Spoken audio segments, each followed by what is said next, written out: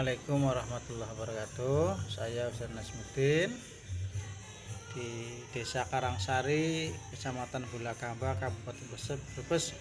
Ini sedang proses gurah untuk Bapak Wirsad yang beralamat di Desa Tanjung Sari ya.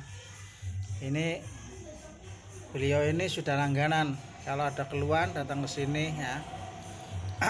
Pak Wirsad ini kerjanya ada di Desa Jagapura, Cirebon. Nah, ini setiap 4 atau 5 bulan sekali datang ke sini untuk menguras semua kotoran yang ada di kepala, yaitu masalah lendir. Ini sangat mengganggu. Nah, beliau ini mengidap migrain, pilek menaun, batuk nggak sembuh-sembuh.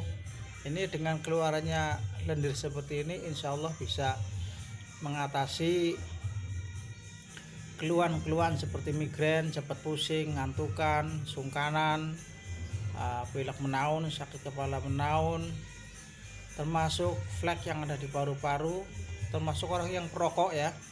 Orang perokok ini meninggalkan nikotin. Nah, ini digurah ini bisa keluar, insya Allah. Gurah di sini pakainya madu, kemudian prosesnya makan waktu kurang lebih 1 jam.